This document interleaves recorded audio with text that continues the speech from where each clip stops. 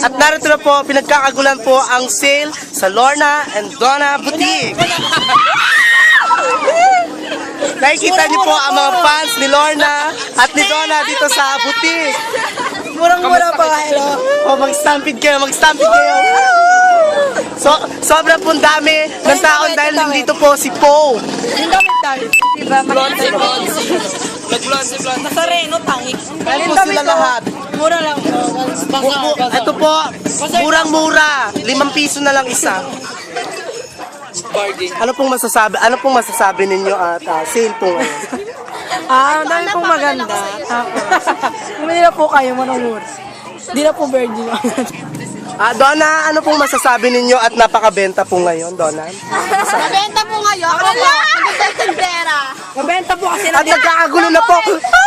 Mabenta po kasi nandito po ako. Stop it! Ay, Donna, ito sa akin. Ito sa akin. Sige, kunin mo na yan. Ilagay mo lang yun dyan. Uy, report. At narito po tayo malapit sa may bandang CR nila. Ito po yung CR nila. Ay, may bata pong ano. Ayan po. Playground. Ito may bata. Ayun po ang bata, naglalaro. Ay, namamato! Ngayon, meron pong isa sa mga pinakasikat na aktres na bumibili ng ukay-ukay. Miss Colleen Garcia. Kamusta kayo sa Pinas? Buti hindi ka pinagkaguluhan dito. Ay, hindi. Kasi magkamukha daw tayo. Ay, ganun ba? Salamat naman. Dapat pinaya ako naman.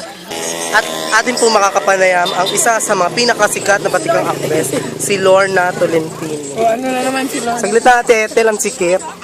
Lorna, ano masasabi mo? bakla. Lorna, ano masasabi mo, Lorna? Bakla pangit. Ano masasabi mo at napakaraming bumibili sa inyong butik? Malaki bang sahuran? Siyempre, malaki. Kasi pangit ka. Ay, punit. At natapos na rin po ang pagsalakay namin sa Lorna and Donna Boutique. Maraming salamat po.